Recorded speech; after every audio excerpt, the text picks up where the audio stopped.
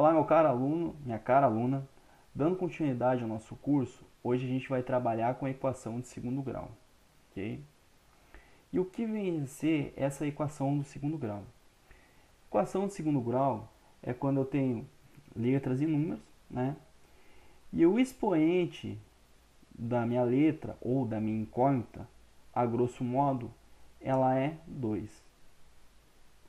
Explicando isso de outra forma, quando eu tiver letras e números, o maior expoente que estiver sendo levado à minha incógnita vai determinar o valor da minha equação.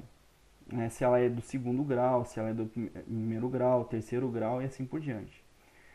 Como nesse caso o maior expoente é 2, a gente diz que essa equação é do segundo grau. Agora, se nós tivéssemos, ao invés de 2x ao quadrado mais 3x mais 2, tivéssemos uma equação assim, ó, x mais 4 igual a zero. Qual grau que seria essa equação? Seria de primeiro grau, tendo em vista que o expoente da letra, aqui da incógnita nesse caso, o maior expoente que a gente tem é 1, tá bom? Bom, dando nome a esses coeficientes, nós teríamos o seguinte: o termo que acompanha o x ao quadrado é a. O termo que acompanha o x é b. Esse termo a gente vai chamar de coeficiente. E o cara que está sozinho a gente chama de c. Então, olha só. X ao quadrado. Quem que é o número que está acompanhando ele? Como a gente vai chamar ele? Vai ser de coeficiente a. Aquele que é o x, que está sem nenhum expoente aqui em cima, né? Se não aparece nada, é 1. O coeficiente dele é o b. E aquele que tem sem nada é o c. Como que você vai organizar isso? Você organiza da esquerda para a direita, aquele que tem do maior expoente até aquele cara que está sozinho. E para cada um deles, você vai colocar em ordem alfabética os coeficientes. Então, esse primeiro cara aqui vai ser o A, esse segundo vai ser o B e o que está sozinho vai ser o C. Ok? Bom, depois que você viu o que é uma equação de segundo grau e quem são os coeficientes dela, a gente vai aprender agora como que se soluciona essa equação, como que você resolve ela. Bom, você vai resolver essa equação através da fórmula de Bhaskara, né? Mas o que vem a ser essa fórmula de Bhaskara, né? Esse nome tão bonito e famoso, né, para nós concurseiros? É o discriminante. O que vem a ser o discriminante? O discriminante é o que a gente chama de delta, ok? Então, discriminante ou delta vai ser a mesma coisa. Depois, a fórmula de Bhaskara propriamente dita. E por último, a gente vai achar a raiz. Então, vamos lá. A equação de segundo grau, que é aquela que tem o coeficiente 2 no expoente, ela vai ser resolvida através da fórmula de Bhaskara. A fórmula de Bhaskara, ela se baseia em 3 elementos. O discriminante, que é o primeiro que a gente vai calcular. Depois disso, da gente calcular o discriminante, a gente vai calcular a fórmula de Bhaskara propriamente dita. E depois disso, nós vamos achar a raiz, que é o nosso terceiro passo. Bom, e o que vem ser a raiz para uma equação de segundo grau? Ela é o valor que vai zerar a sua equação, ok? Isso aqui vai ficar mais claro quando eu fizer o primeiro exercício, mas não é nada demais, ok, pessoal? Isso aqui é muito simples, tá? Mas, como tudo na matemática, requer prática. Então, vamos ao exemplo.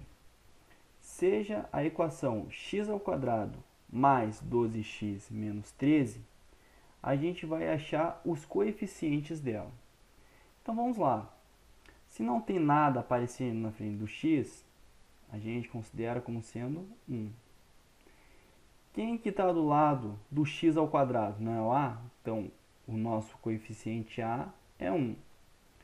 Quem que é o nosso coeficiente b? É aquele que está ao lado do x, né? Ou seja, x elevado a 1. Então, aqui a gente vai ter o nosso b. E por último, nós vamos ter o nosso menos 13, que é esse cara aqui, o nosso C.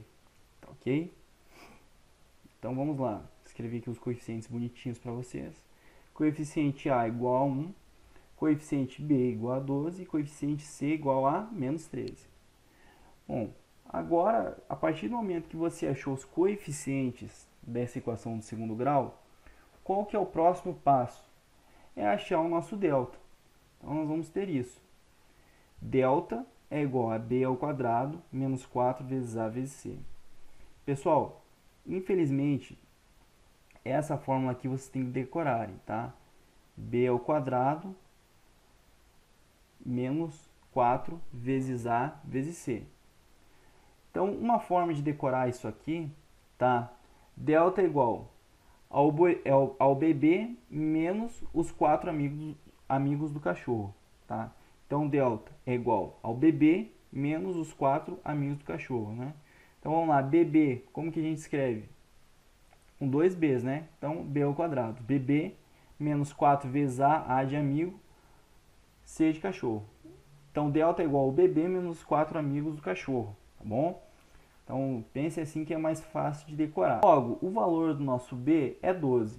Substituindo o 12 no lugar do b, nós vamos ter 12 ao quadrado, menos 4 vezes a, que é 1, vezes o nosso c, que é menos 13. Dessa forma, nós vamos ter 12 ao quadrado é igual a 144, menos 4 vezes 1 vai dar menos 4, vezes o nosso menos 13 vai dar mais 52, né? Então, a gente tem menos vezes menos, que vai dar mais. 4 vezes 1, 4. 4 vezes 13 vai dar 52. 144 mais 52 resultou em 196.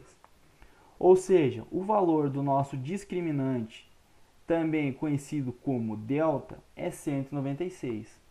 Então, o que a gente fez aqui? A gente fez o primeiro passo da equação de segundo grau, que foi achar o valor do discriminante. Então, está aqui, né? Fizemos o nosso primeiro passo.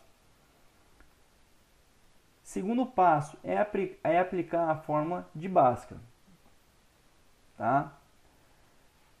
Fórmula de Bhaskara é o quê? É menos b, mais ou menos raiz de delta, sobre 2 vezes a.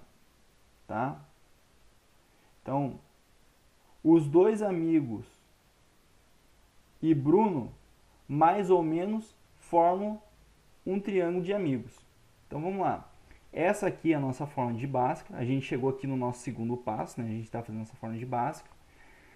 Como que a gente vai decorar isso? Os dois amigos e Bruno, mais ou menos, formam um triângulo de amizade, né? Então, é menos o nosso b, mais ou menos a raiz de delta do nosso discriminante, dividido por 2a. Então, se a gente for jogar aqueles valores aqui dentro, nós vamos ter o seguinte. Menos o valor do nosso b, 12, mais ou menos raiz de 196, sobre 2 vezes a. Só que, o que deve ter chamado a tua atenção? Esse mais ou menos, tá? Esse mais ou menos, esse valor que está fora da raiz, a gente vai escolher ou ele ou outro.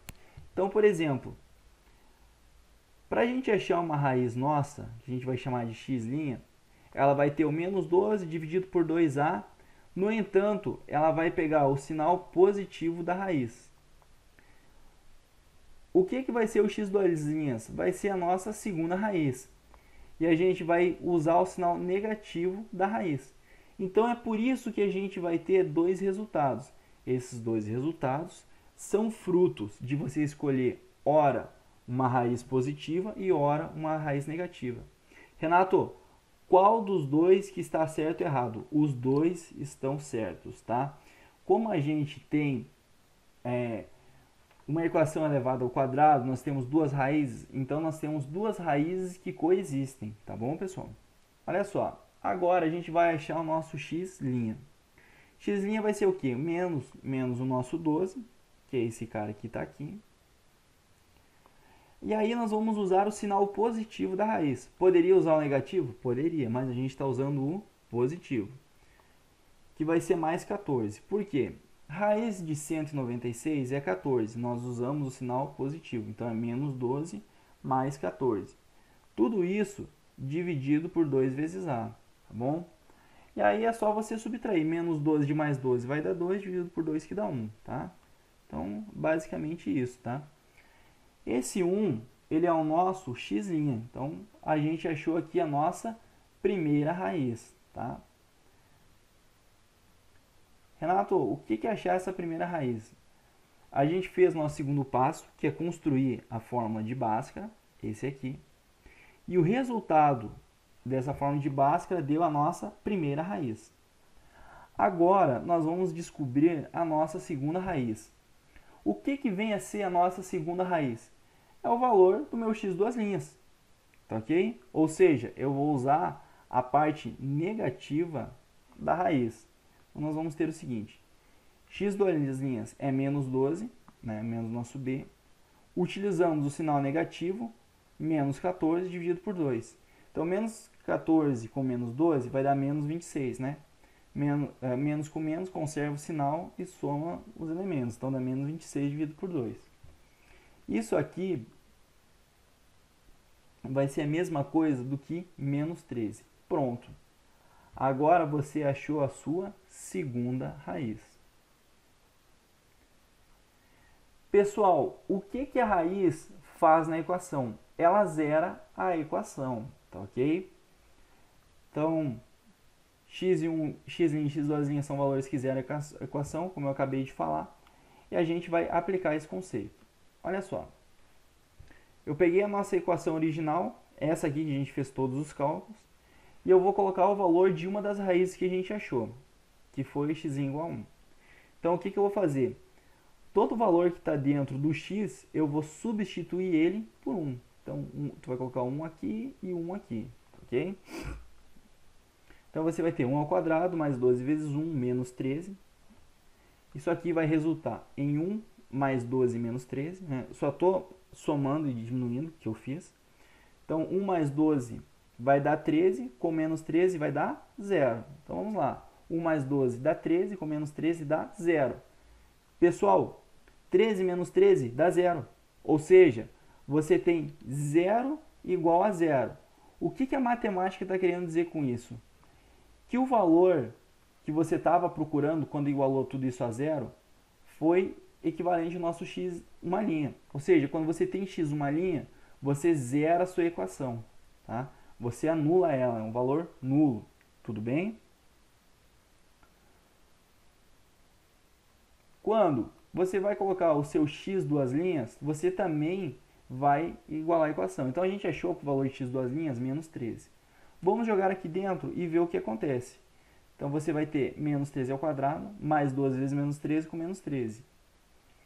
Efetuando essa multiplicação, a gente vai ter 13 ao quadrado, que vai dar 169, menos 12 vezes menos 13, mais 12, desculpa, vezes menos 13 vai dar menos 156 e o nosso menos 13. Menos 156 com menos 13 vai dar menos 169.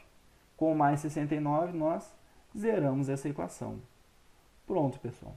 A gente viu que, utilizando o valor da nossa segunda raiz na equação, nós chegamos até o nosso valor zero. Ou seja, a raiz é um valor que zera a equação.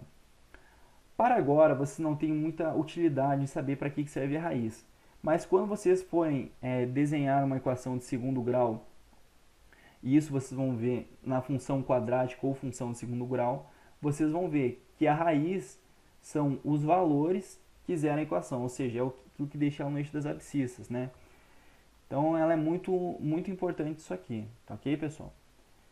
Antes de mais nada, eu queria fazer uma outra ressalva, que era a respeito do valor de delta, tudo bem?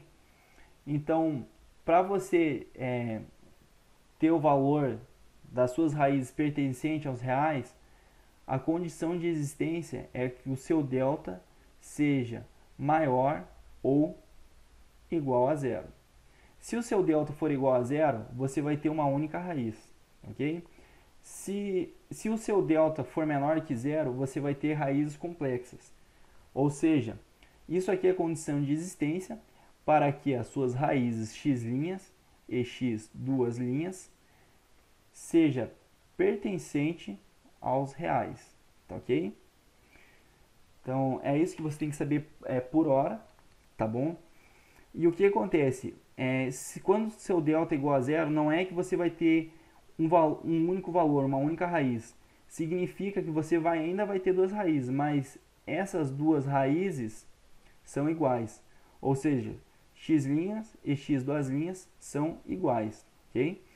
Então é isso que acontece quando o delta for igual a zero. X' e x duas linhas, deixa eu colocar aqui uma setinha, é igual. Tá ok? Foi um grande prazer estar com vocês. Peço que vejam o vídeo novamente, vejam a resolução passo a passo. E qualquer dúvida é só chamar que a gente está aí para ajudar vocês. Muito obrigado pela atenção e até a próxima. Grande abraço.